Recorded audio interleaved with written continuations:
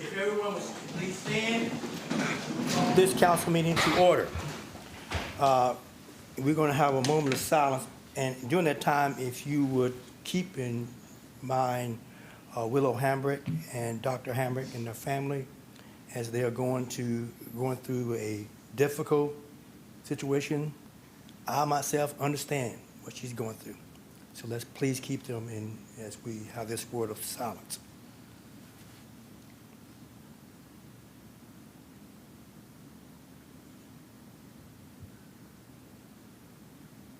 Thank you. If you will now join me in the pledge.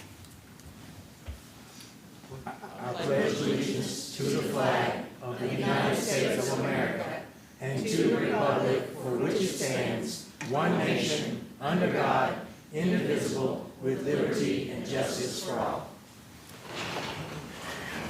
Thank you and good evening to all of you that are here.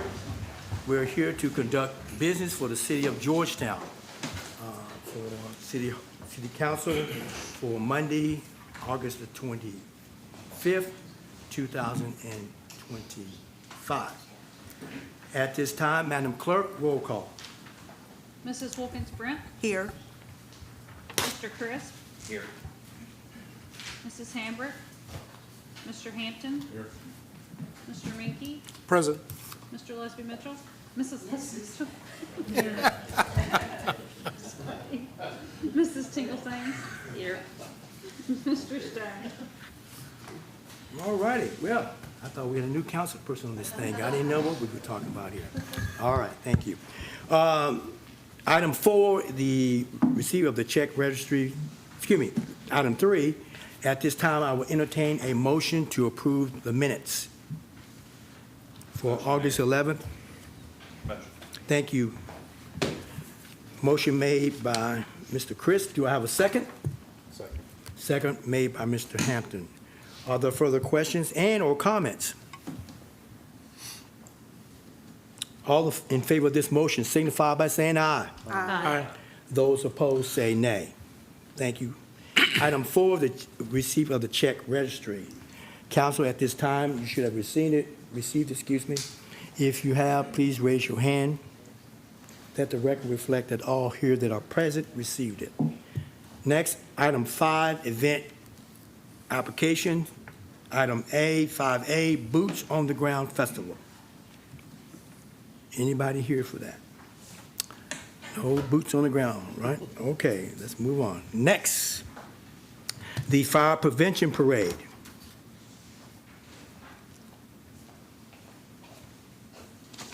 Good evening, council members. Thank you for letting me have the opportunity to speak to you today. My name's Ann Willett, Fire Marshal for the Georgetown Fire Department.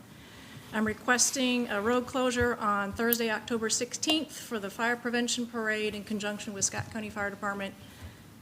We will use the usual parade route from Military down to Main and Broadway over to College Street, and the parade will start at 6:30 p.m. this year instead of 7 so that people can be seen and it's safer for the kids. We have a rain date of Thursday the 23rd in case something were to happen on the 16th. And I've already submitted to the state the forms and applicable to this road closure and to the city of Georgetown. So I just ask for the council's vote for that date. Council, you have heard the request. Do I have a motion? Motion made. Motion made by Ms. Mitchell. Do I have a second? I'll second. Second made by Ms. Brent.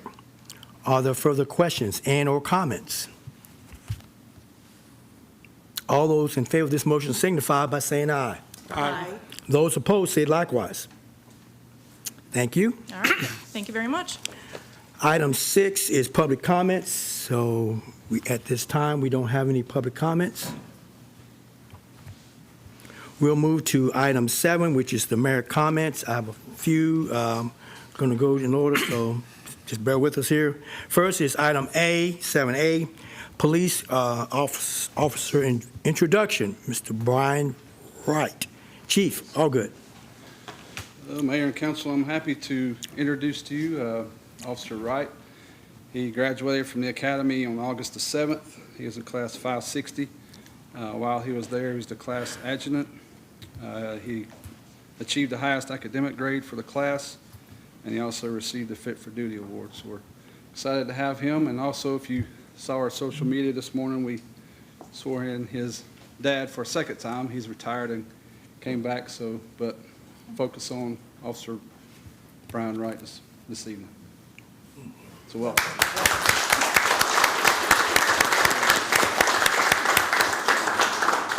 Thank you. 7B, KLC presentation, Friends of Kentucky City Awards. Representative Tony Hampton. And it coming to the rear is none other than Mr. Wonderful himself.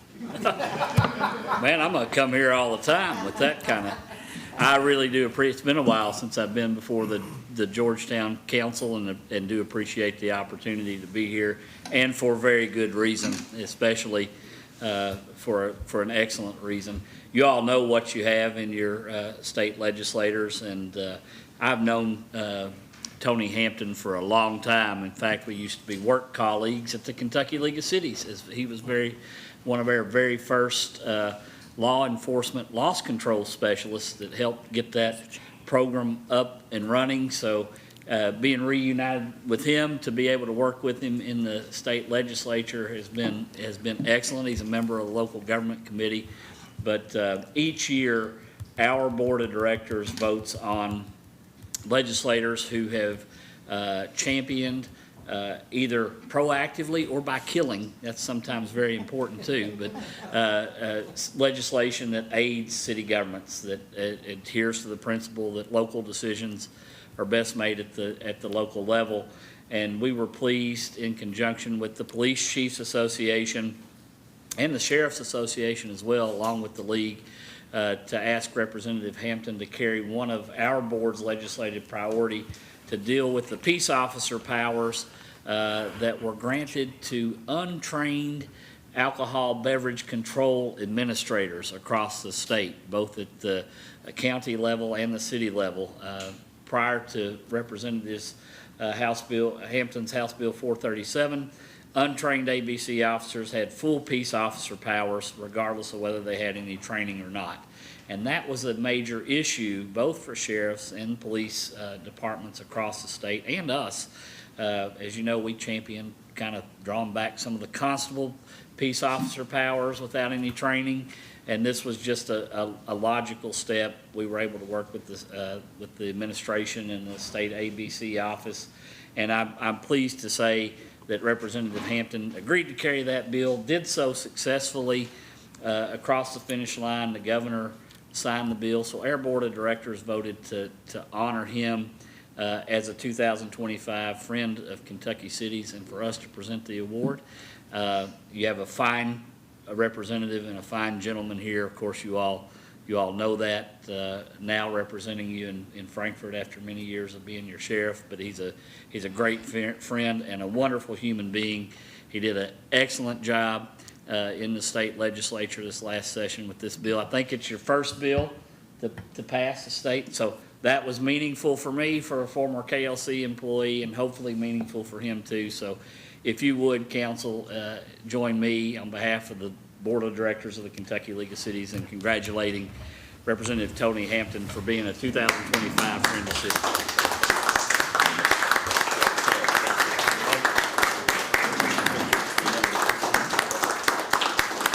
I do not know what protocol is, Mayor, but generally we allow the honoree to say a few words. Absolutely. And we would love to get a picture with the council. Absolutely. And Representative Hampton after he talks. So, JD and Gracie, I appreciate your all's help in my freshman session, the short session, and I was rather timid and intimidated, but you guys walked me through how to pass a bill. And I was able to do that with their help, gracious help. So I appreciate it. I'm proud to have done it, and plan to do many more for them. Thank you. Can we do a picture? Yes, we can. Go up here and hold this. Is that what y'all usually do? I don't want to violate it. No, we want to get a picture. Any protocols. Gracie, is it all right if I turn it sideways? I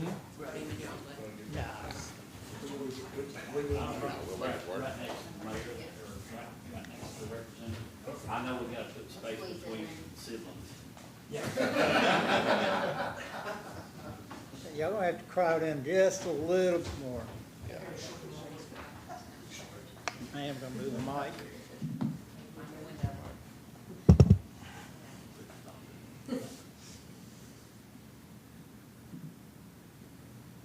Who we looking at? Okay. Both of them. Yeah. Gotta get creative. I got some good ones too. There you go.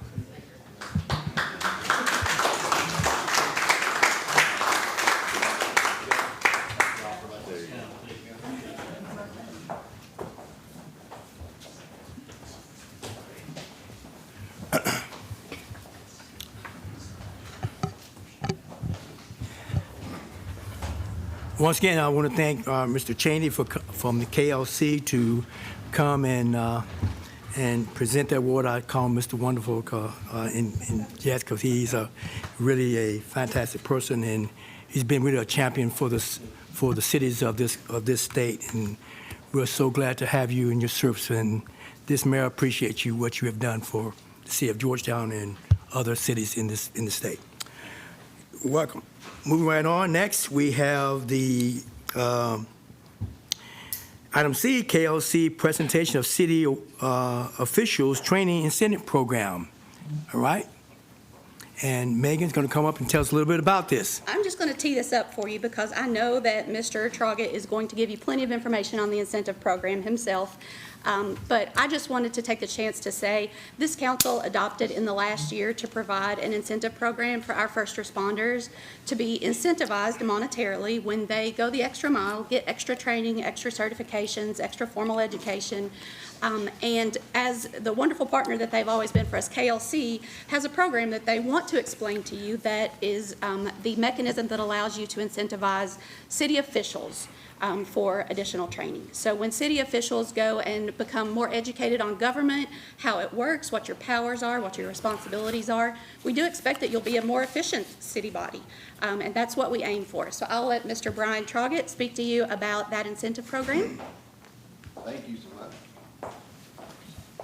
Thank you, Mayor and Council, for having me over here. This is a topic. I've been with KLC for about 10 months now. I spent 12 years as mayor of the city of Versailles. It's a city that's adopted the training incentive program, and I can attest to you that I think it made a difference. We had council members who participated in training. We had council members who didn't. Fine people all, but those who did participate were a lot more comfortable being innovative, trying new things, and made connections that I think paid dividends for the citizens of Versailles.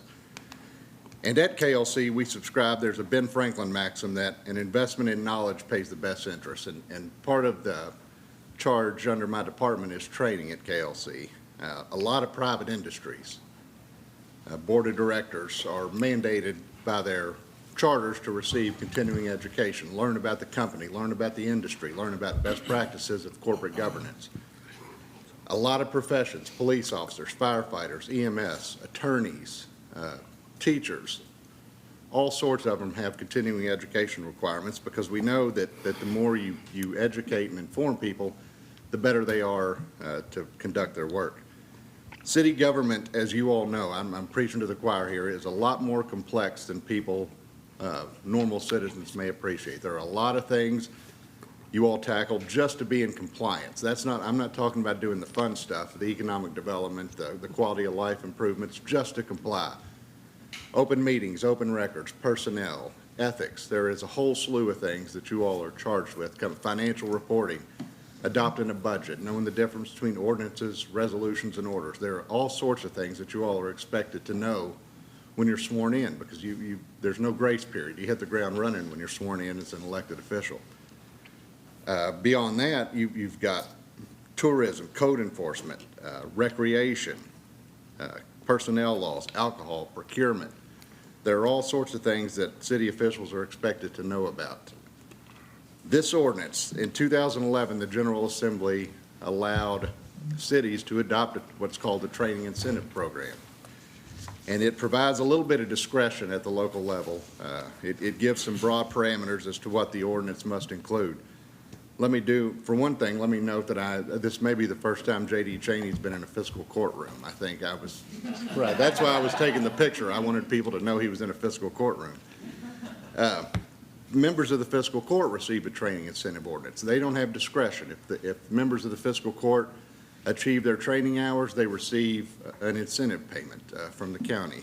So that shows the value. Adopting this ordinance, what it does, it's not to put money in the pockets of city council members or mayor or department heads. It is to put a value on training. And as I've mentioned, training is an extremely important thing, regardless of your profession. So that's what adopting this ordinance does. Have you all seen a copy? Has an ordinance been drafted? There is a model ordinance that KLC has put together, and the ordinance is pretty basic. It defines training units. In this instance, it's 15 credit hours per year for training. You all decide what excess hours get carried over. In Versailles and in most jurisdictions, 10 hours can be carried over to the future year. So if you receive 25 hours, you would have 10 years starting over. Who administers the ordinance? Kentucky League of Cities runs the City Officials Training Center, so we keep tabs on training anyway. 90% of cities have designated KLC as the administrator. So we send a report in November, December every year showing who has hours and who's eligible for the credit.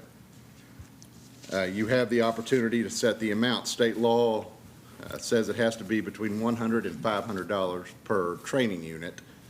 And the way it works is there's a multiplier. So in your first year, if you were to adopt $500 is about, I checked today, about 70% of cities have adopted the $500, and that's what we had in Versailles. So in your first year of qualifying, you would receive a $500 incentive. Second year would be $1,000, and the multiplier goes up to 4 maximum. So $2,000 would be the ceiling for a 4-year, somebody who qualifies for 4 years. You all are allowed to designate who is eligible for the training incentive program. All elected officials by state law, you couldn't pass it just for the mayor or just for the council. All of you all would have to be eligible with the ordinance, but you could designate city officers, clerk, any number of positions that could be eligible for this.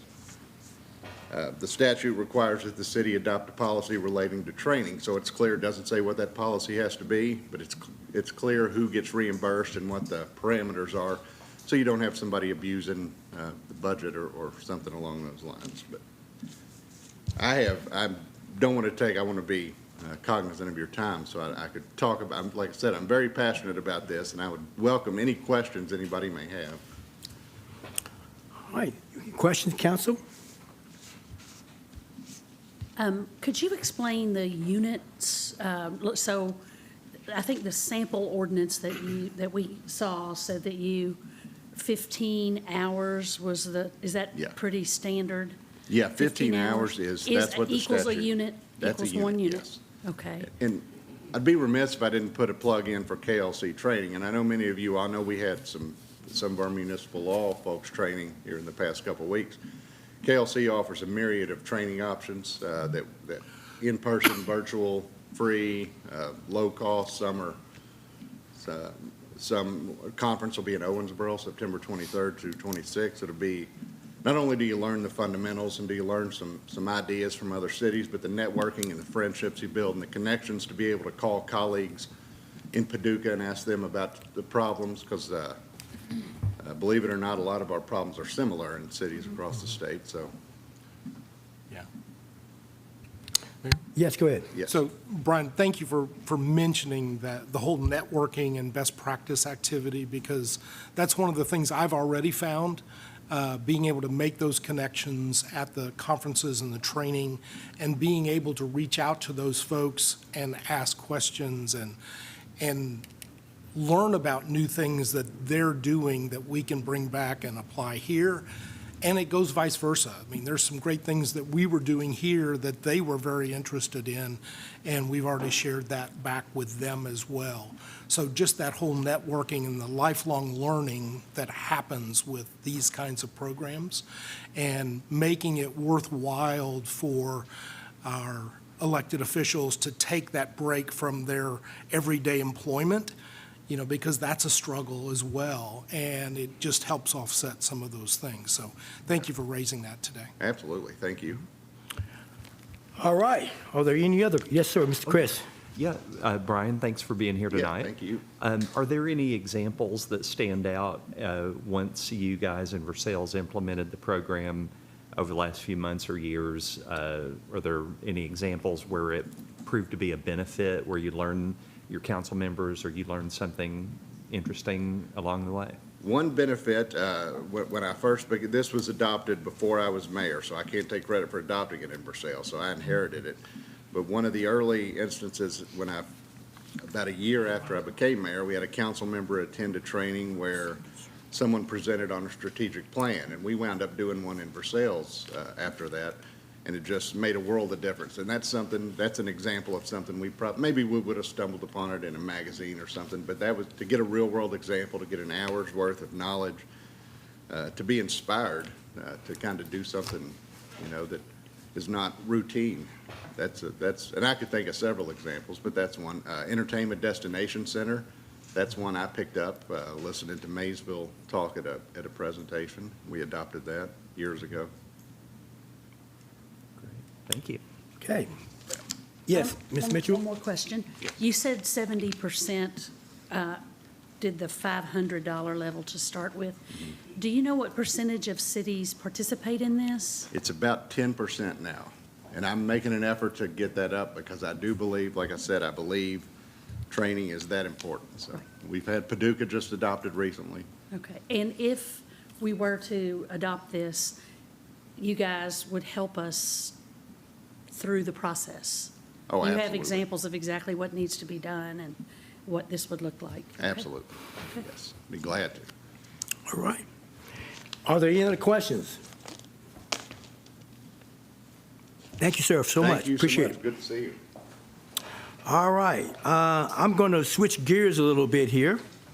And what I'm going to do, I'm going to take item number 9, and which is the City Hall project, and bring them up during this time to talk about the schedule update and all that. So I'll let Kate come on up and, How are you all?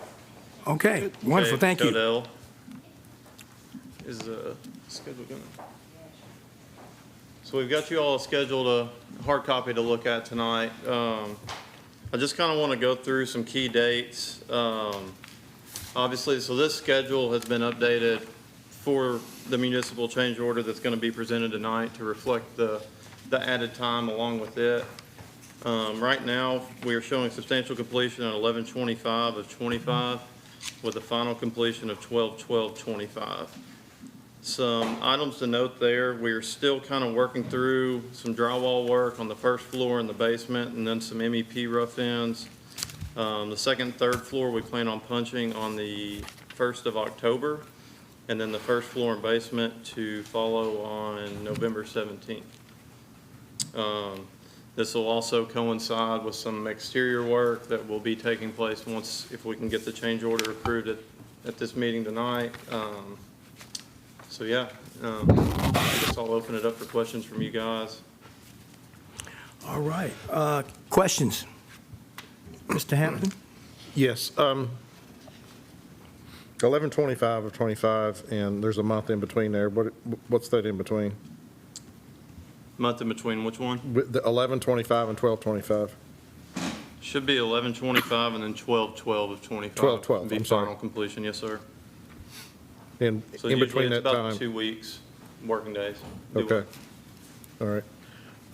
One favor, could your sign out front says spring of 2025? Could you update that, Yeah, please? plan on it, yes, sir. Thank you. Any other questions?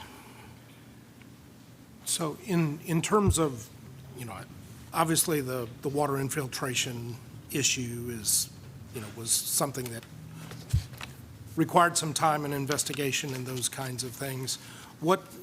Where are we on the rest of the project and the completion of all of the interior to be able to, get in to see and that kind of thing So we've got tile and some finishes starting on the second, third floor right now. Up until last Thursday, we were holding off on ceilings as we had some AV changes that are being presented tonight. So we held off on ceilings because we didn't want to delay the project even more by having to tear ceilings back out. So we've got finishes going on the second, third floor. We've also got the mayor's office, Office 304, still will be going in on Monday. We're having a pre-install meeting. I've got a crew framing the rear stairwell right now. And then we've got finishes along some rough ends in the basement. All the drywall is hung. Everything that's exposed is up. We just got a couple rooms to do some ceiling grid down there, and then we'll be hanging ceiling grid on the first floor as well next week, so. So in terms of materials and all that, in terms of windows and all of that, is that all in and just We're waiting to still be lacking- installed, or? We're still lacking a few windows. We expect them, there were some delays in ordering, so we're, I think, about 8 weeks out on them, 8 to 9 weeks roughly, so. Which is 8 that are boarded up out front. So, given the delays that we've had thus far, why? Why the So the- delay on materials? The windows were installed. There were some issues, so there's an exterior piece of trim that's wider than your interior piece, so that is the widest point. We ended up deciding to remove the exterior trim, which in turn created for a wider opening, which called for ordering new windows. So the windows they had to be reordered. So I have a question. If you said there's an 8 to 9 week delay in getting those in, will you still make, because that puts us right at your deadline? That's what we're hoping to meet, is right at our deadline. We are going to proceed with work like they're in. We've got air on the second and third floor, so we can still proceed with casework, interior finishes, flooring. So we're going to proceed. Once the windows are here, we'll slap them in and put a bow on it, I hope. So. All right, any other questions? All right. No other questions? So we got a schedule update, and Thank you all. okay, I guess we'll So- come, go ahead. So what about you said you had a change order? Yes, yeah, we're gonna go to that next. Okay. Yeah. So,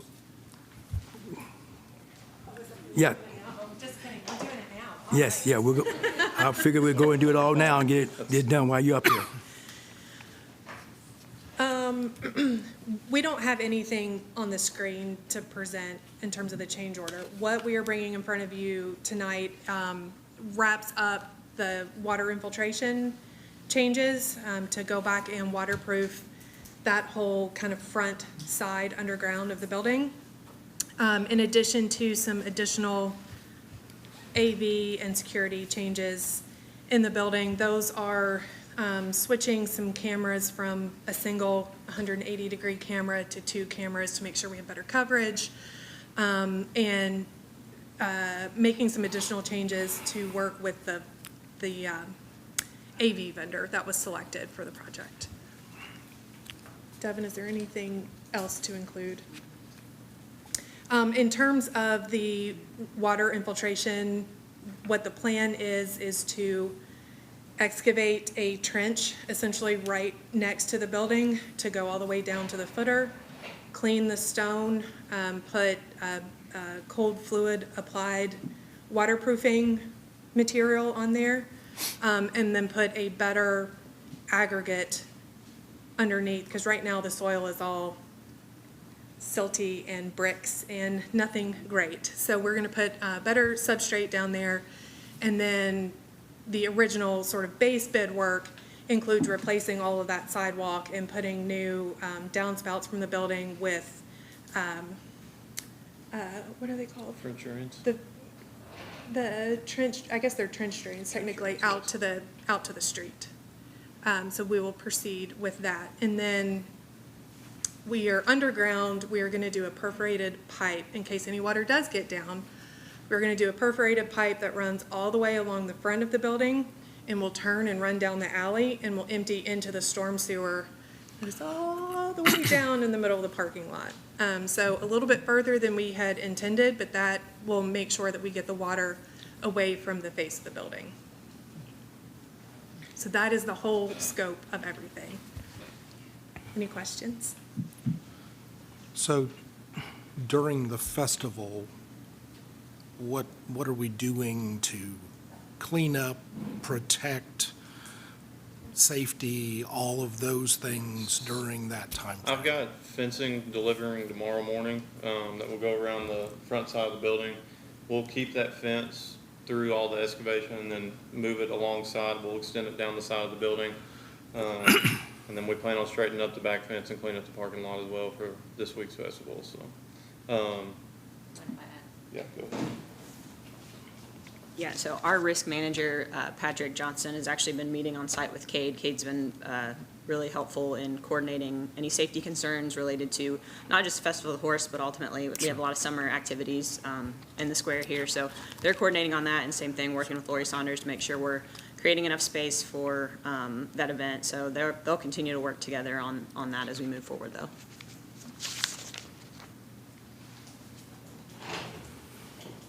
Any other questions? All right. So, change order. So, at this time, I will entertain a motion to accept this change order, municipal order for change order number 11. Do I have a Motion, Mayor. motion made by Mitch Mitchell? Do I have a second? Second, made by Mr. Menke. Are there any questions and/or comments? All those in favor of the municipal order, change order number 11, signify by saying aye. Aye. All those opposed say nay. Let the record reflect that the motion passed. Thank you. Let's flip back up to item D from 7A, Mayor's comments, and we have the Code Enforcement Operation Overview. And that's going to be Chief Johnson coming up to tell us a little bit about that. Thank you, Chief. Thank you, Mayor, Council. Thank you all for inviting me here tonight to talk a little bit about the Division of Code Enforcement, which falls under the Georgetown Fire Department. We'll go down through here. If you can hit the next slide, please, sir. All right, so tonight we're going to talk a little bit about the interlocal agreement that started in 2016 and governs the Office of Code Enforcement here. I'll give you a short introduction to the office, give you our mission statement. We'll talk about the International Property Maintenance Code that we use and relevant legislation that goes along with that.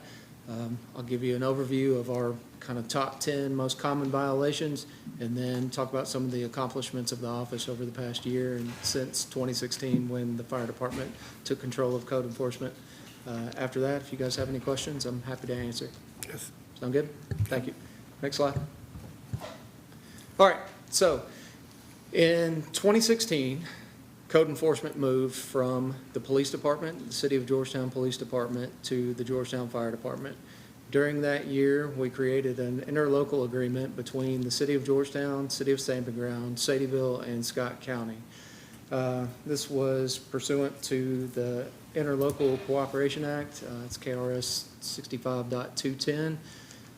This was created in 2010. The actual legislation in our ordinance was signed in January of the following year. So KRS 658801 to 658839 allows local governments to create code enforcement boards. This provides a mechanism for administrative enforcement of local government ordinances governing nuisance codes and property maintenance. During this time period, we chose as an interlocal agreement to adopt the International Property Maintenance Code of 2012 that year, and that allows us to govern based on that code book, which is a nationally recognized code book.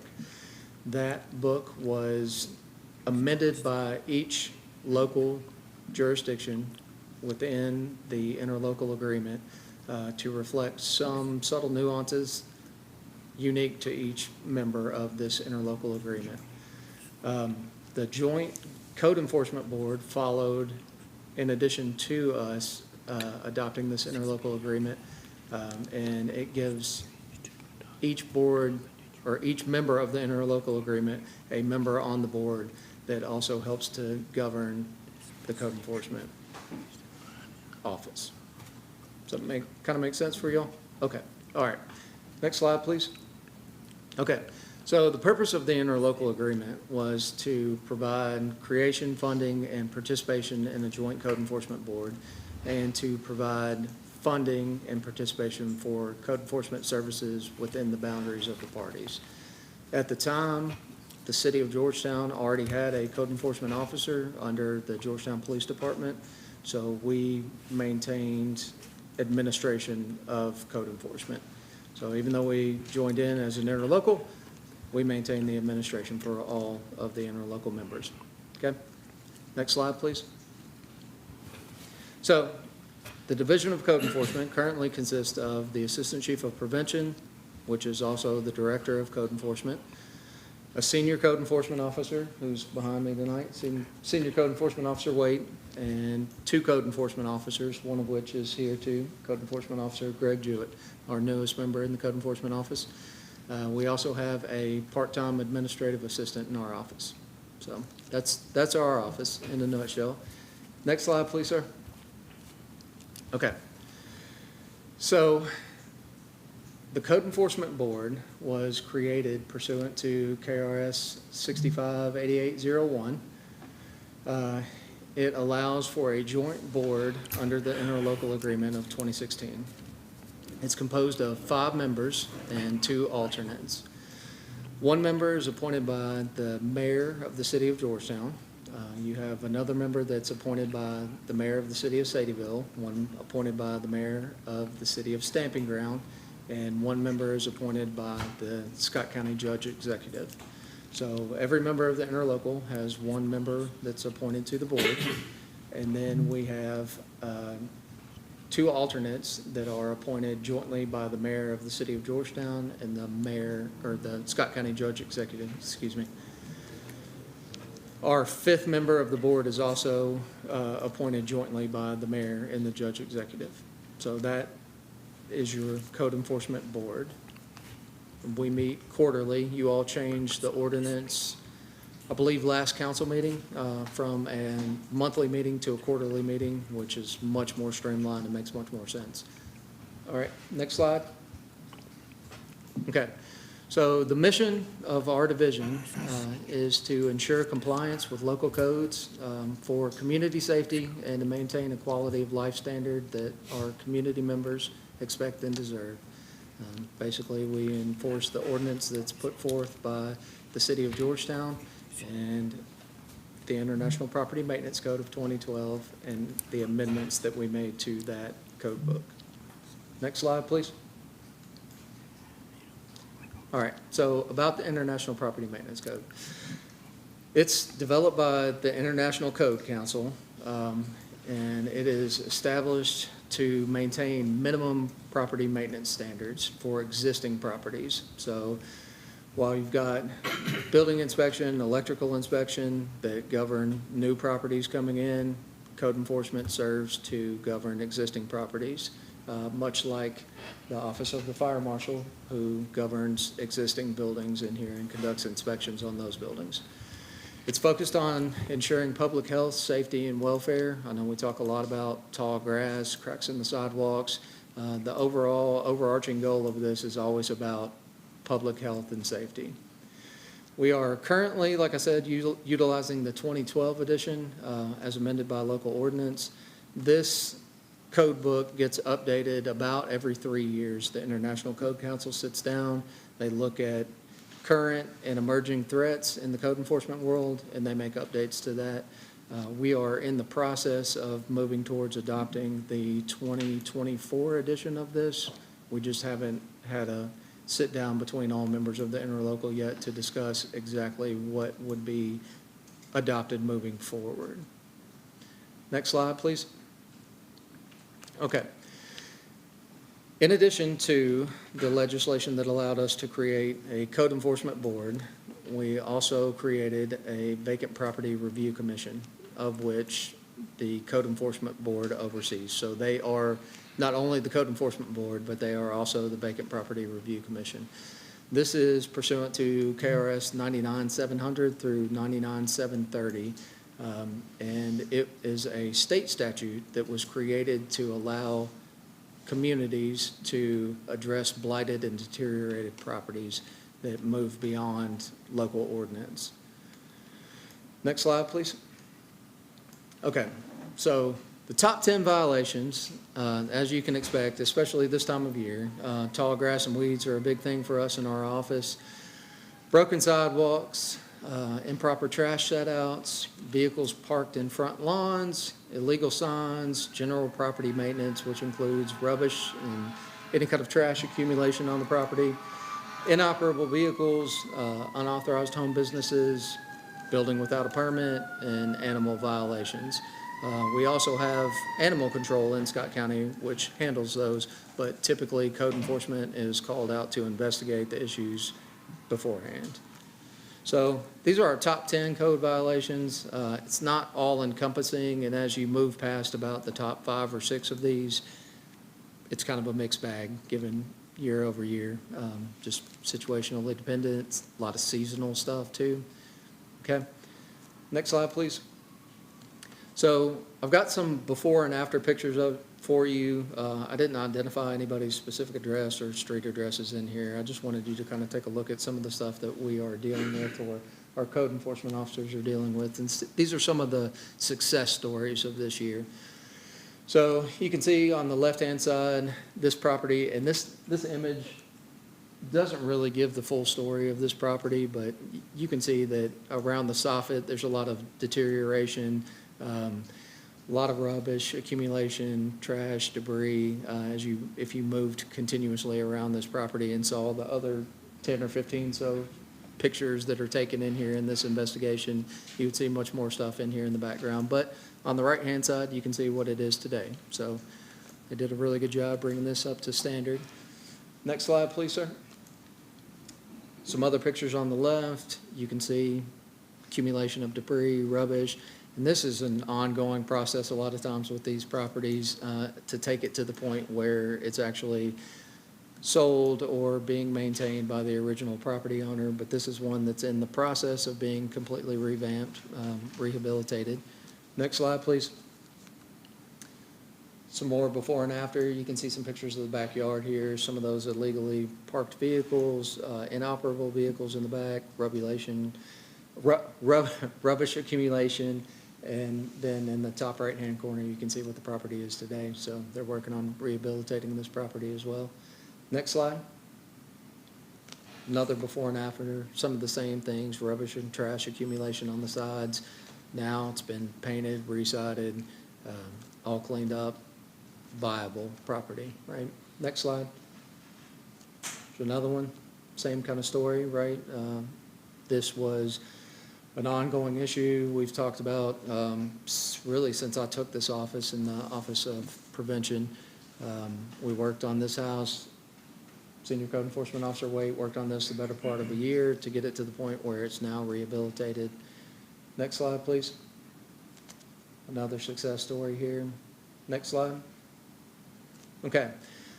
Some of the accomplishments of our office. So one of the big things I learned when I moved into this office, I have since moved out of this office. I'm now the Assistant Chief of Operations with the Fire Department, so we will be getting a new Director of Code Enforcement soon, and we are looking forward to introducing them to you all, hopefully at the next council meeting. But one of the things I learned was that most of the costs associated with this office in terms of abatement are recovered on the back end. So as liens are placed on properties due to abatement costs, fines, fees, and administrative costs, they are recovered as the properties are sold, or as people rehabilitate the property, they come in and pay for their lien on the property. So the expenses up front, we typically budget for about $65,000 a year. We trimmed that down a little bit this year to $50,000. We haven't used any of that yet this year, but we have recovered to date $82,000 for city and county properties. I think that's a huge success of the office.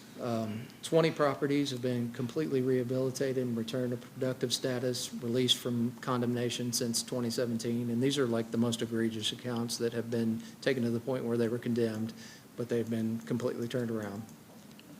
68 properties since 2017 that were deteriorated and hazardous, deemed unsafe for the community, have been demolished. Land and lots now have been returned to a productive status for the city. And there has been a significant increase on estimated residential total values for the surrounding areas that are surrounding these blighted and deteriorated properties. So that's a big part of what we do, right? We're all about safety for the community and all about returning these properties to a productive status and increasing residential values in the area. One of the biggest accomplishments, I didn't put in here in the slideshow because I knew they were going to be behind me, but one of the biggest accomplishments for the year is that we took over small-scale abatements for the county. We are now conducting those in-house. So the code enforcement officers are going out, maintaining some of the mowing at some of the bigger properties out in the county. And in addition to that, they are trimming back some of the weeds, some of the debris, some of the things that are out there, but they're taking care of that. So it kind of streamlined our process a little bit, so we're not putting those things out for bid anymore. We're taking care of that in-house, and I think it's been pretty effective for us. It is not really taking a lot in terms of resources. It's a lot of hard work for Sam and Greg, but they've been taking care of it, and it's been really effective for us so far. Next slide. You guys have any questions for me? I'm sure you do. I know you all do. I just want to say thank you for the work that you do. Yes. Thank those guys right there. You guys too. I'm surprised that noise isn't on the calls, like loud cars, et cetera. So typically, those are deferred to the police department. Okay. They handle those. That's why, okay. So that's why they're not on there. But yeah, I'm sure those are some of your all's most common calls throughout the night. Yeah. I don't have a question, but I do want to thank Officer Waite and his team or whatever. I had a constituent call and they had an issue. He got right on it real quick, quicker than I thought. I mean, and they appreciate that for what you've done, and I appreciate it a lot too. And I get a lot of compliments about code enforcement. I try to tell them, but a lot of them, how professional and quick, timely manner that you do your job. So thank you for that. They do a very, very good job. Makes my job easy. Yes.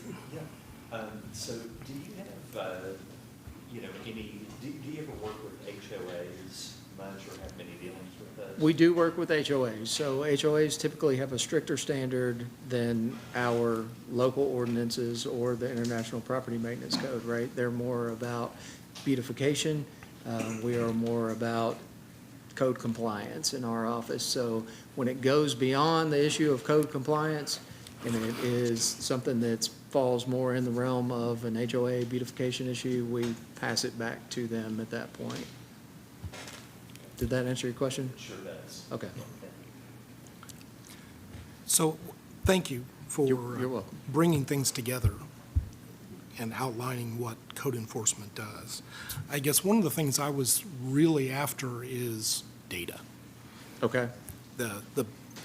How many calls, how many complaints, and is it going up, is it going down, is it, those kinds of things? Steadily increasing. It increases with population, increases with awareness. One of the reasons, so you and I talked before about doing some public education stuff. We really, really, really want to do that in our office. We have another unfilled vacancy in our office that we're looking forward to filling in December, January timeframe. We've got a new software suite that's coming online for the fire department. Code enforcement is going to fall under that, and we hope to do a lot more data tracking there so we can do a lot more preventative things.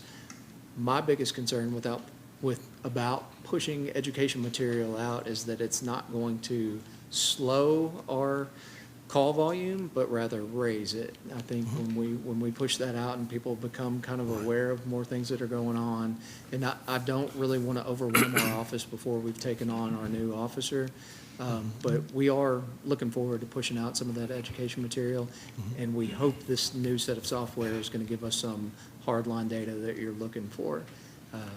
In terms of sheer call volume, I can probably provide some baseline numbers for you, but I'm not sure that it'll exactly answer the question that you're asking. Yeah, I mean, I'm after, what are the metrics you're using to evaluate yourself? So we have a set of software now that we work under, it's called CityWorks. A lot of the different departments throughout the city use this software. But it tracks our run volume.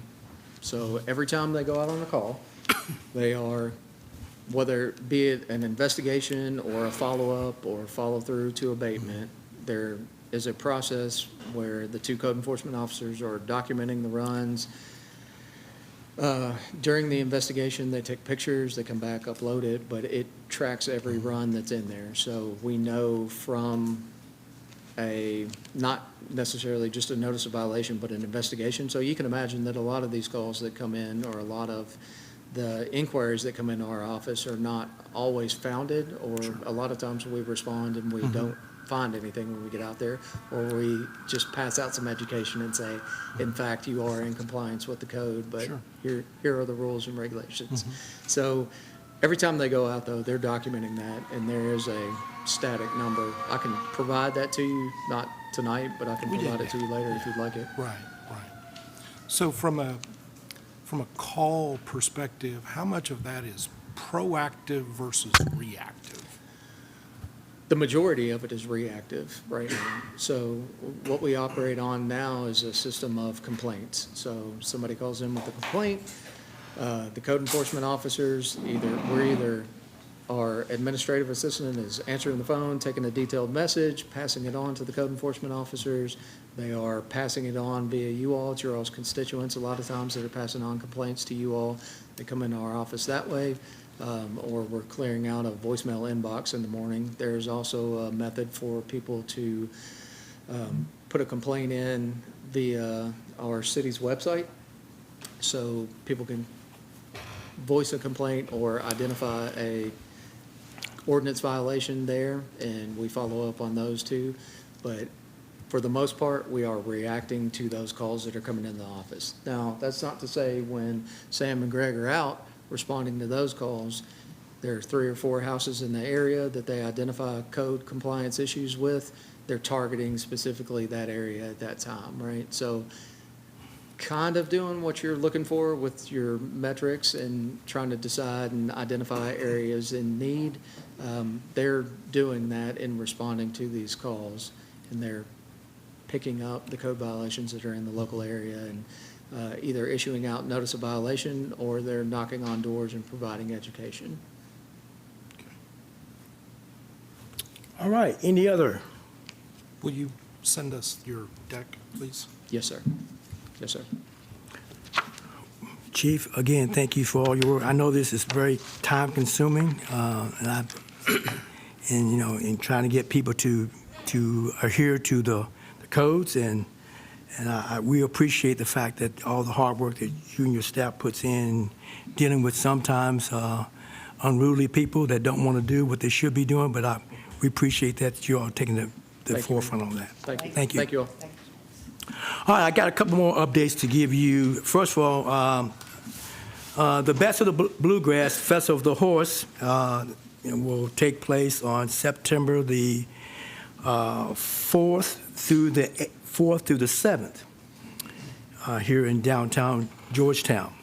During that time, there's a lot of events going on, and it's always a great entertainment and spectacle for our citizens of this community who takes part in this. One other new addition will be the mayor for the city, for Tahara City, is coming to visit. This is the first time they've been here in a while, and they're coming. They'll actually arrive in Georgetown sometime Thursday night. we have a complete schedule of things we want to do, and I've shared with the council some of the things that we have on tap for them to entertain them. So the mayor and his delegation will take part in that. I've also sent some invite to our farewell party, party, which will be on the 7th at 6 o'clock at the UCO Inn. And then there's some others going there. But this will be a stellar event, and because we're trying to continue this relationship that has been going on for 35 years. And so we, in turn, this mayor is going to take a delegation of 10 people. On September the 10th, we're going to be going to Tahara City, Japan, to take part in some of their festival. I think Mayor has already gone. Sam's have done it before, and I'm looking forward to it. This is my first time. I am trying to learn how to make sure that I do everything properly and knowing what foods to eat and what not to eat and all that. So I'm looking forward to that. And I'll bring y'all a report on that. On that as I go. A reminder, tomorrow night at 4:30 here in this fiscal courtroom, we're going to have the final presentation of the housing needs assessment. This is something that we've been working on for a long, long time, so hopefully we'll bring that to you if you have a question. One other item is that I am aware of some concerns relating to the promotion of the Georgetown Scott County 911 Center Coordinator. In response to a ethics complaint, the Georgetown Board of Ethics will hold a special meeting this Wednesday at 6 o'clock. So that this Wednesday, that will be August the 27th at 6 o'clock, they're going to have a special meeting. The purpose of this meeting is to conduct a confidential preliminary inquiry. This procedure is what is defined in our ethics code policy. This is important that we all respect the process. And if you have questions that's regarding the ethics code and or the procedures that is within it, be sure to call me or contact me so we can discuss this policy or any concerns you may have. But what I'm saying to you all, let's let the process work itself.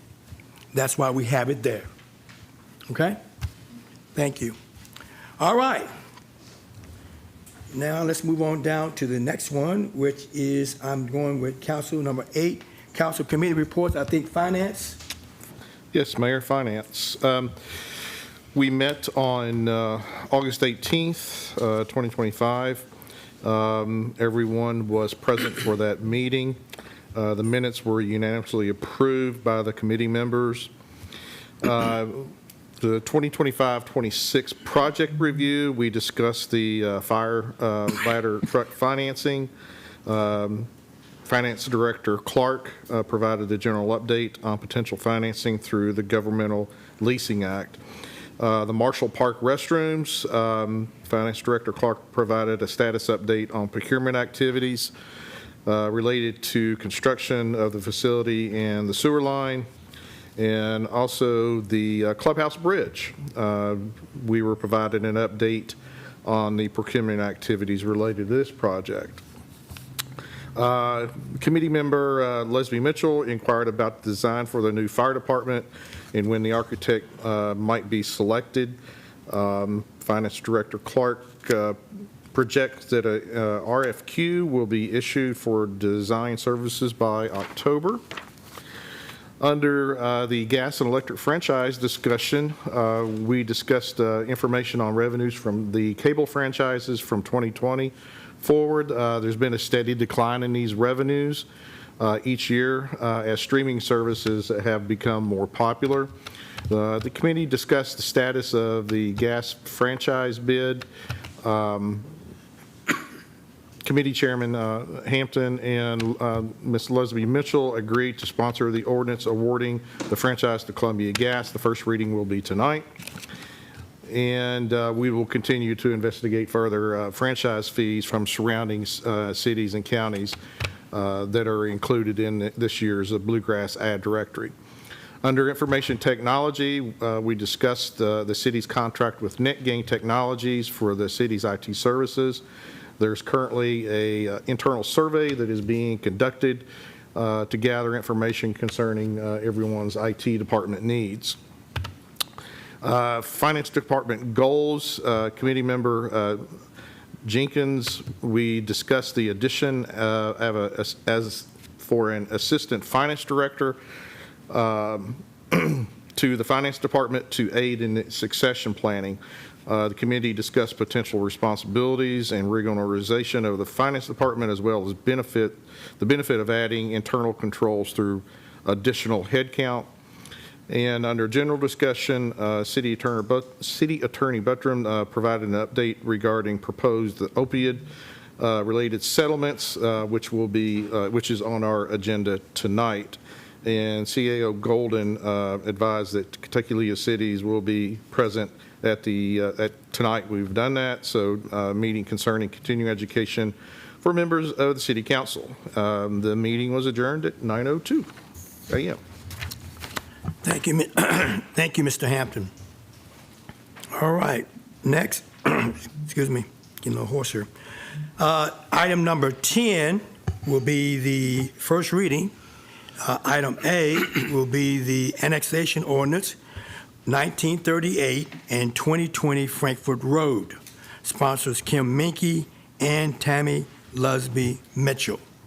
First reading. An ordinance annexing into the city of Georgetown certain real property containing approximately .8 plus or minus and .9 plus or minus acres located at or around 1938 and 2020 Frankfurt Road, Georgetown, Scott County, Kentucky.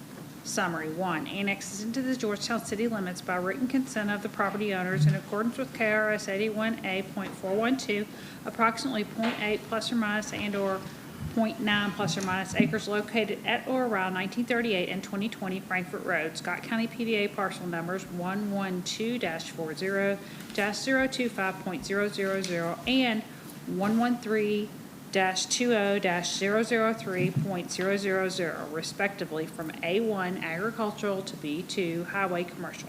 2.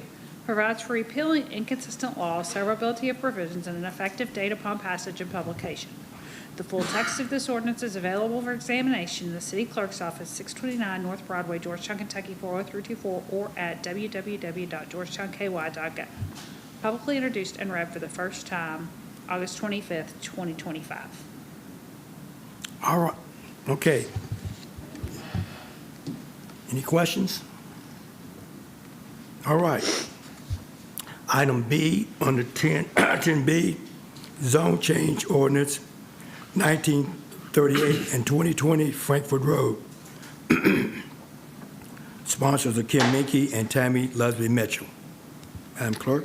An ordinance changing the zoning classification of certain real property containing approximately .8 plus or minus and or .9 plus or minus acres located at or around 1938 and 2020 Frankfurt Road, Georgetown, Scott County, Kentucky, from A1 to B2. Summary. Rezones approximately .8 plus or minus and .9 plus or minus acres located at or around 1938 and 2020 Frankfurt Road, Scott County PVA parcels number 112.40-025.000 and 113-20-003.000, respectively, from A1 agricultural to B2 highway commercial, contingent upon and effective only after the passage and publication of an ordinance annexing the subject property into city limits.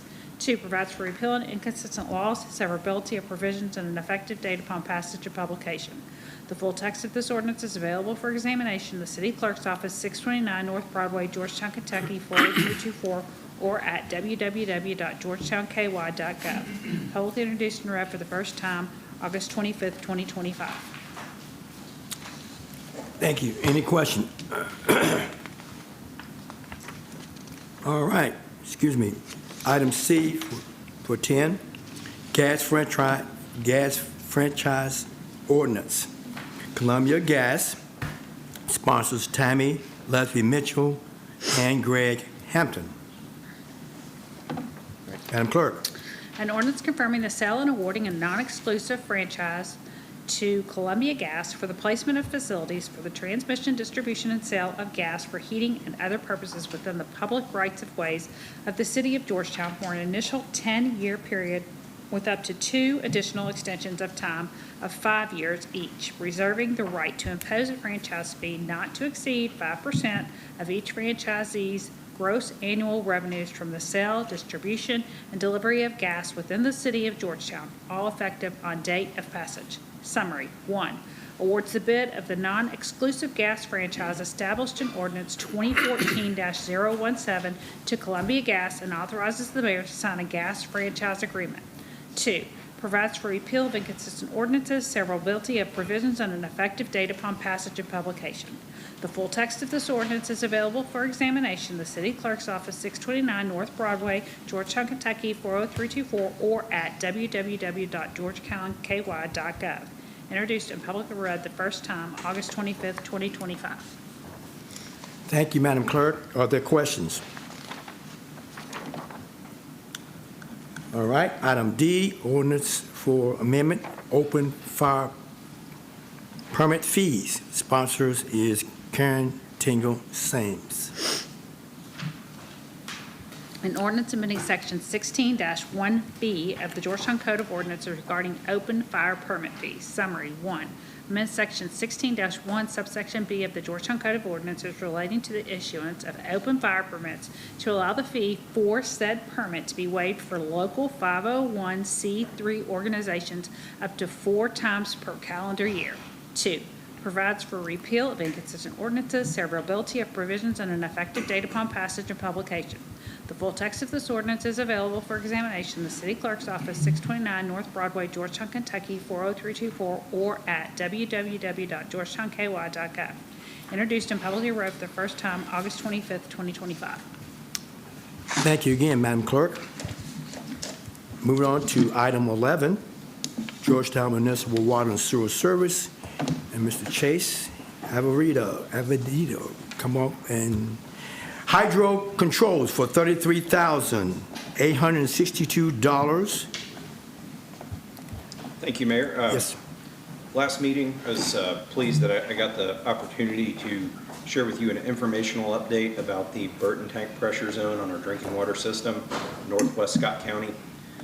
One of the improvements that we would like to go ahead and start with is installation of a cellular control or a smart valve, and that'll be located at our stamping ground tank. If you recall, I kind of went through how our water goes through the system around the county in a counterclockwise direction, and it ultimately ends up at stamping ground tank. We would install this automated valve that'll be operated through our SCADA control system by our distribution staff at the office or at our water treatment plant. And that's going to give us automated control in the system on how we fill and drain that tank. What it's going to do is it's going to allow us to better, by doing this, we're going to back pressure that northwest part of the system so we can get a lot of bang for our buck for the $33,862. And we can do this pretty quickly, and it's not anything that requires easements. It's not anything where we've got to put pipe in the ground. This is just a simple, for what it costs, I consider low-cost improvement that's going to boost our system pressure in that area that's right now that it's lacking, and it's going to help not only our existing customers, but those that are asking us for more connections as well. So we are recommending this to council. I think there's 8 to 12 week lead time, so we'd like to go ahead and get this ordered, get this installed in the system. All right, at this time, you have heard, motion, please. I'll make the motion. Motion made by Mr. Hampton. Do I have a second? Second made by Mr. Minke. Now, at this time, are there questions? Yes, Mayor. Yes. Chase, what is the current pressure in that area? Do you know? It varies. Where we're seeing at the lowest points, we're at 20 PS or just over 20 PSI, and 20 is the minimum. Where we've been testing, as I reported last time, we're just in operating the system differently, and then putting some of those operation metrics kind of into an automated system with this valve, we're getting up 40 PSI, even above that. So we're doubling our system level of service just by these operational measures and this one small capital purchase. So this will basically double the pressure in that area? We're already doing this. This automates it. Okay, all right. Thank you. Okay. So this will be a great improvement and also be Yes, able sir. to help those people that want to connect in, as you mentioned. So I haven't used that word. Yes, question? Yep, yes. So, any other questions and/or comments? All those in favor of the motion for the hydro controls for $33,862 signify by saying aye. Aye. Those opposed say no. All right. Let the record reflect that it passed. Item B. So items B and C? Yes. Normally, I'm bringing you bills to pay, and on rare occasion, I get to bring you good news. Actually, tonight, great news. I thought I'd be here requesting us to go into executive session about pending litigation in the form of a condemnation action for easements, and I'm very happy to report as of 3 o'clock this afternoon, we were able to continue up until the 11th hour, work with these property owners, and we have reached an agreement on all of our easements for the Deshay and Water Street interceptor sewer replacement. Our board worked very hard on this. The property owners worked very hard on this. All of our representatives did, and our staff did. I am very pleased that I don't have to come and ask this of you. It's something that it's personal to me, and so I'm really happy. I think this is great news, getting this many property owners to work with us, and we don't have to use this legal tool. I'm thrilled. So we can take items B and C off the agenda. Congratulations. So done. That is good news there. I'm always good that we're able to work things out, get things come to a happy meeting where everybody wins. That's great. Thank you for bringing that to our attention. Mr. Mayor, I've got a quick question for Chase, if that's okay. Okay. Going back to the item before that, did the county have any financial responsibility with the water pressure issue with the 33,000? They do not. Okay, and why is that? We own and operate the system. There's not they paid for that initial infrastructure and they dedicated that over, including the rate revenue. There's no contribution from the fiscal court. The county water customers pay the same rate as everywhere else, everyone else in the system. Okay. Thank you. Okay. Thank you, Chase, again. All right.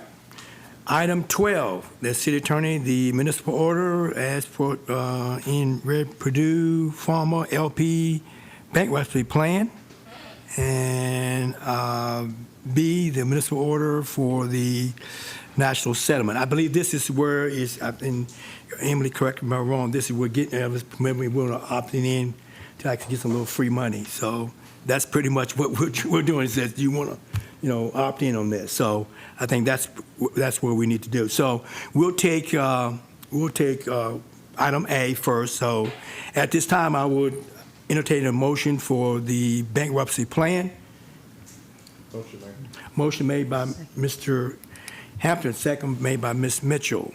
Are there further questions and/or comments? All those in favor of this motion signify by saying aye. Aye. All opposed say nay. Item B, the municipal order for the national settlement. At this time, I will entertain a motion. Motion made by Mr. Minkey. Do I have a second? Second made by Ms. Brent. Are there further questions and/or comments?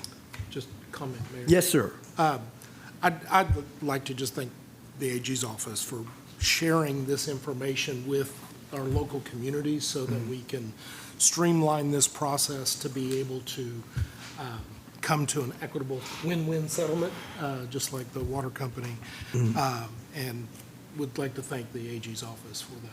Thank you. All right, so Let's now moving on to, let's go vote first. Let's moving on. I'm a little bit ahead of myself, getting excited. Any other questions or comment? All those in favor of the motion signify by saying aye. Aye. All opposed say nay. Thank you. Item 13, city engineer, a municipal order for Bell Engineering contract.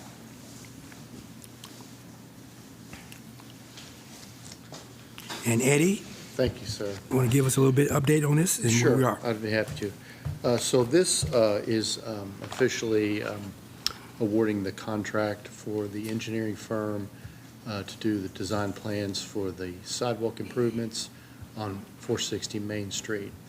And the question was asked earlier today about where this begins and ends. So it starts at the water filtration plant up on the corner at Roll Springs and heads west and will stop at Elizabeth Street. So it passes Tucker Funeral Home, all Kentucky Avenue and all those, and it will, the last, at the bottom of the hill is Elizabeth Street. It'll stop right there. And right now, there are little to no sidewalks over there. The terrain is really rough. There's a big grade difference between the street level and the Yes. homes. So we'll probably end up building a bunch of retaining walls to hold that back. And so it's going to be a pretty involved project for a sidewalk, compared to a flatter terrain. So this will kick this off, the design effort, and I ask you to approve the contract with Bell Engineering to start that work. And this is part of the TAP Yes, sir, it's the grant, TAP and grant this was through for the- the through the Kentucky 30%, 70%? Yes. That yes. we've been trying to get for many, many years? and Yes. This is phase two of it? This is it phase two. Phase one was over the bridge and over the viaduct, and it Right. stopped at the water plant. And then this picks up there and continues on, heading west to an area that really is in need of sidewalks. Absolutely. People walk into town there, and they've actually been coming into the road and walking along the edge of the road, and there's been a lot of concerns about that. So we're hoping to get this project kicked off and moving forward as expeditiously as possible. So. Thank you for that update. At this time, council, I will entertain a motion. I'll make a motion. Motion made by Ms. Brett. Do I have a second? Second made by Ms. Mitchell. Do I have questions and or comments? Questions? Yes. Kim? Go ahead. I just wanted to say, yeah, that is a dangerous spot through there, Mhm. because especially at nighttime, somebody's walking in Yeah. dark clothing, and they have to walk in the street and you don't see them till you're up on No. them. But, as we proceed with this, I'm sure the vote's gonna pass, but as we proceed with this, I'd just like to give a shout out to former council member Millie Conway, because this was really her thing when she came on council to want to get sidewalks Yeah, that way. So I just want to she give a did. shout out to her for pushing it along until we got to this point. Yes. Mayor, Eddie, just one comment, and I'm Sure. sure this has been covered, but it never hurts to ask the No. question again of the Transportation Cabinet. If there are any other activities that are going to be thought of to improve that road in that stretch, that would all be taken into account as they design Yeah. this sidewalk for any additional shoulder or whatever the case may be. Yeah. Just double checking with the Yeah. cabinet. I'd be happy to do that. Thank They do review, since they are the Right. grantor, they do review the plans very carefully and will be involved in every step of the process, yeah. But I will make it a point to ask that question to see if they have anything. Given it's so narrow there Yeah, it anyway. is. It's a rough stretch of And road. with the sides not being too good. All right. Any other questions and or comments? All those in favor of this municipal order for Bell Engineering contract signify by saying aye. Aye. Those opposed say nay. Thank you. Thank you all. Next is, we got item 14, the fire resolution, North Fork Southern Grant funding. All right, Chief Mayor, Council, Johnson. how are you? We're great, thank you. here tonight, hopefully not, I'm not asking for money, I'm asking you to accept some grant funding money. So in the amount of $10,000 from Norfolk Southern Grant, and that's for a special, to help equip a special operations trailer. All right. Motion made by Mr. Hampton. Is there a second to this? Second. Second made by Mr. Menke. Are there further questions and or comments? All those in favor of the resolution for North Fork Southern Grant funding, signify by saying aye. Aye. Those opposed say nay. Thank you. Thank you, Mayor. Thank you, Council. All right. Council discussion, old business.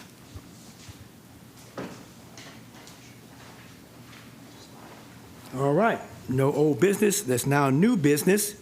We have item 1, planning and zoning ordinance. Any questions on that? Just a comment. I appreciated the training we had the other night. I enjoyed that. That was good. That was good. Thanks, Emily and Devin and the mayor for setting that up. So that was good training. And do we have another meeting with actually the commission? It is on confirming the date. I think it's on the 23rd of September. Okay, and that's going to be here. That's correct. Yes, that joint work session will be in this room on Tuesday, September 23rd at 6 p.m. Okay, do we have an idea of what the agenda might look like at this point, or what we're going to try to accomplish at this point? We do not, but I know that was a request that came from both bodies, so if there's anything that you all would like to see, it's a great item to discuss right now, things you'd like to accomplish out of that. Okay. I think the intent was to be larger scale, understanding city council goals for the community, understanding planning commission operations, so any feedback you all have there, and I know same thing to the commission, glad to take that into consideration. Yeah, and you can, if you have some questions and comments, you can always send those to me, and I will make sure staff gets them and also get it to holding them so they can have it in there so they can do a little legwork prior to that meeting so they can give the information that we're looking for. Okay, great. Okay? Thanks. All right, any other questions on that? All right, item number 2 is the traffic calming study. This was a process we have worked on before, and this was, matter of fact, I think we did this a while back where I think Eddie's gone. Oh, Eddie's, so correct me, oh, never mind. So if you come up here, because I got to, yes, I want to make sure I'm getting the information correct. We had actually had this traffic study done on the request of council because we were looking at some ways to actually help with some traffic issues that were being brought to our attention. The speeding, trying some calming mechanisms in place.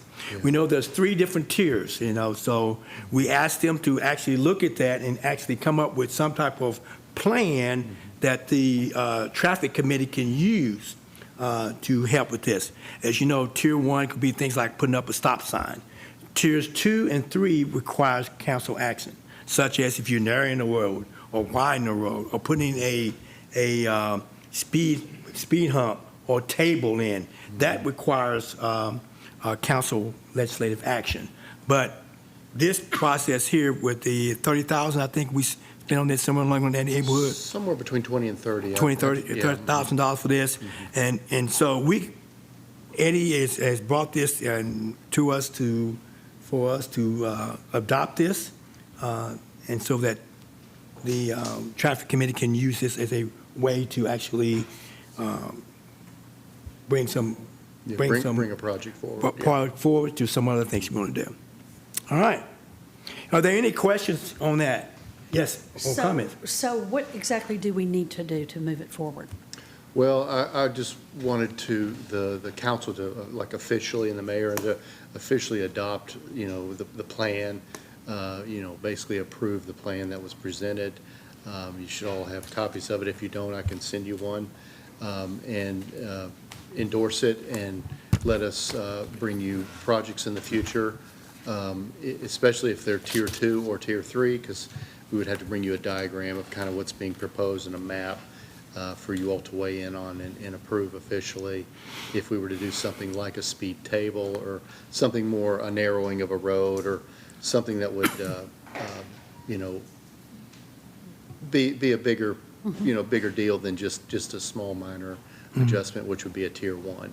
Right. So that is what I was hoping is that, and I asked the mayor if he wouldn't mind bringing that forward for you all to officially, you know, endorse the traffic calming measures that were outlined in the plan. Ms. Emily?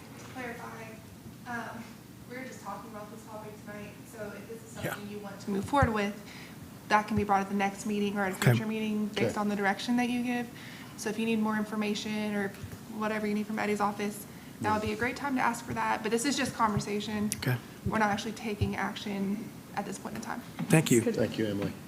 Could you resend? Absolutely, yeah. Could you resend the study? Yeah, we'll send it to everybody, yeah. Good. I remember it well, and we talked about it last meeting,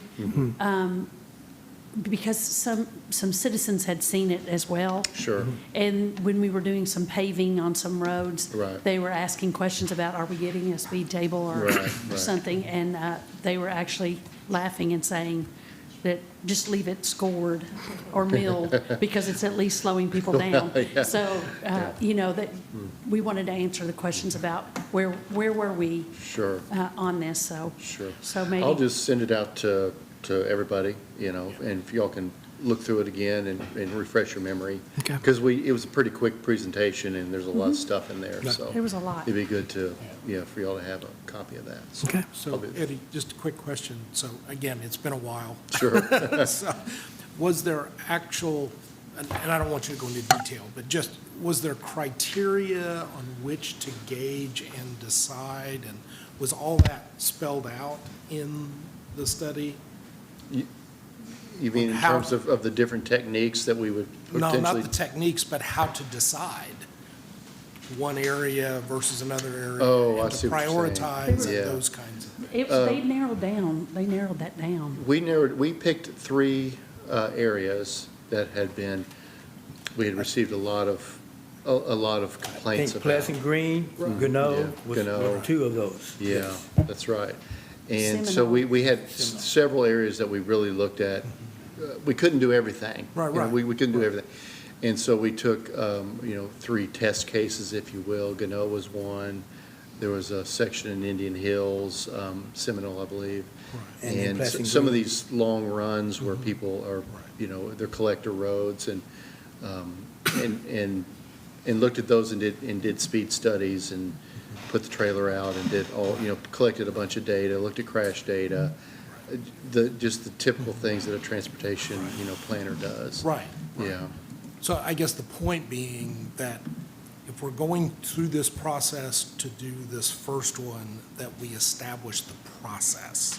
So then, next year, Yeah. comes budget time, we can allocate X to be able to do that, and there's already a process established to be Yes. able to identify and know, okay, what makes sense next, and Okay. that kind of thing.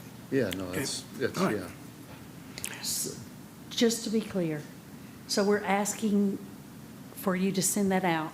Yes. And then we're asking for, at the next meeting, some form, like we can all, is this all right if we get the information from Eddie and then we review it before the next meeting so that we're able to vote on whether to adopt it? Is that the right process, Emily? I think that we just need to, after getting the information, to just give some direction how you want this to proceed. You can get the information, and there's a couple of different routes. You can Okay. review it, and you could do a general resolution just saying, hey, we like this idea, and we are in support of doing something like this in the future. And then you would take additional action as the projects come forward. Yeah. Or you could go the traditional route, and you could do municipal order, Okay? adopting the plan or the recommendation, but there's still gonna be more legislation later Yeah. for each individual project, so. Okay. Or if you want to create some type of policy to help guide how you go about it, you can also do that too, so. Well, Does that help? yes, thank you. I guess that's something we can just look at, and then we can just, give some direction what next steps will be, as how we want to proceed with that at the next meeting. So Eddie, you going to send that out to Yes, I will to send the that out to council? everybody. Yes, sir. And that would be great. Thank you. Thank you, Emily, for All right. clarifying that for us. Okay, Thank you. any other new business? I do have something. Based on what we heard tonight from the League of Cities, I know that we talked about this when we did the budget. I believe that we budgeted for incentive pay for this group of people for training. Okay. And so, you know, I'm interested in looking at what other cities do. And I wanted to kind of gauge if everybody else is interested in moving forward with this, if we think it's a good idea. Yeah, What do y'all think? I think they need to draft the ordinance and be prepared to implement. So let me make sure I understand it. So you want my staff to draft an ordinance to accept this, is that correct? Is that what I'm hearing? Yes. Is that? Yes. Okay. And does that mean that you need a sponsor for it? And if so, I would be Okay. glad to do that. Okay. All right. Was there anybody else who wants to sponsor? Okay. Ms. Brent will sponsor. So Ms. Brent and Ms. Mitchell will be sponsors of that ordinance. So, yes. You can have more than 2 sponsors too. So if other people want to sponsor. Okay, does anybody else want in on You this? want. Kim, you want in on this too? Okay, so, thank you, Emily. I'm going to put all of you down. Put you all baby on there. Okay, everybody wants to sponsor. Thank you. Mayor, there was it's been several years ago, but the council was sued. And that part of the deposition that, as the council went in to do their deposition, one of the questions was, what training do you have as a city official? Meaning, how are you educated on this issue that they were opposed to? And at that time, yeah, we still had the Kentucky League of the City where that introduction that you go when you first come on, but that's basically was it. So basically the answer from the council responded to was, we don't have any. So it has potential of being a good thing. Yes, good. All right. So we'll stay tuned with that. So any other new business? All right. Next is this time, item 16, council comments. And Ms. Mitchell, I'm going to start with you on the end. Thank you, I'm good. Mr. Hampton. I am good tonight. Ms. Brent. I'm good, too. I'll keep the streak going. Well, me too, surprisingly. So, All right. all right, Mike. Last but not least. All of you. I'll be real brief. I only have one thing. It's super brief.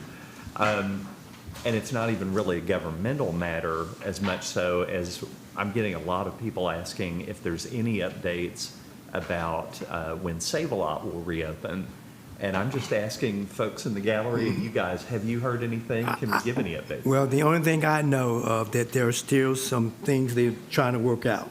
And I'll just leave it at that. There's just some things that has to be worked out, and that's what their process is. And like I said, I can't speculate anything else. But it's going to be it's probably going to be time consuming. Okay? Good. Thank you. All right? Okay. So if there's no other business brought before this council, this meeting is adjourned.